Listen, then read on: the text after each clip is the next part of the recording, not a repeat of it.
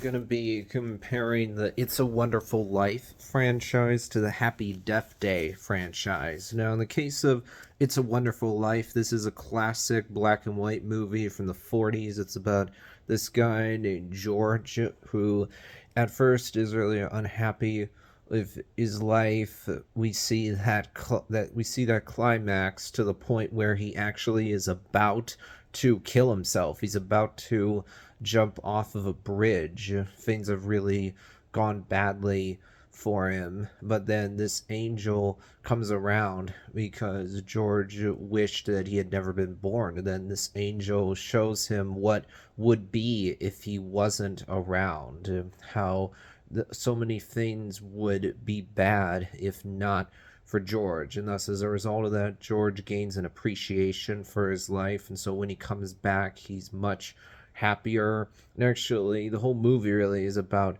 showing you what George's life was like and then how things go wrong for him, which leads to him thinking it'd be better if he wasn't born. But then he sees what the town would be like if he wasn't around, and thus gains an appreciation for his life. I actually watched this movie for the first time not too long ago, sometime within the past few years. I distinctly remember watching it.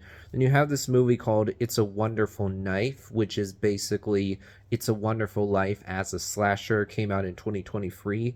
I also am including here Very Merry Muppet Christmas. No, it doesn't have It's a Wonderful Life in the title, but it's very clearly a homage to this movie. It has the same plot. In this case, Kermit is the one who at first thinks it'd be better if he wasn't around, so he wishes he had never been born. But then an angel shows him what would be if he wasn't around, and then when Kermit comes back, he gains an appreciation for his life. Yeah, in this case, you do go more into what's going on up in heaven. You don't see much of that in the actual movie It's a Wonderful Life, but this movie still very clearly is inspired by It's a Wonderful Life, so I decided to include it. I'm also going to be looking at the Happy Death Day franchise. These are two black comedy slasher films. Well, I don't know if they're slashers, but at least for sure black comedy. I haven't seen either Happy Death Day movie. When you look at the highest score for each franchise, the original movie It's a Wonderful Life, the classic, is a 94%. Happy Death Day 2 is a 71%. When you look at lowest score, the movie It's a Wonderful Knife only has a 55%. The first Happy Death Day movie has a 70%.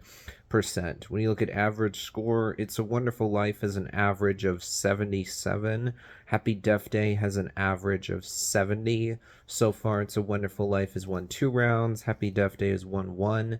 But then when you look, however, at gap between lowest and highest score, with Happy Death Day, you're literally only talking about a gap of 1%. With It's a Wonderful Life, you're talking about a gap of 39%, which means the franchises actually are tied heading into the final rounds. We're going to look at my personal opinion here. And in this case, it's not actually very difficult for me at all. I'm easily going to choose It's a Wonderful Life because the story is just so memorable. It's one that absolutely works emotionally.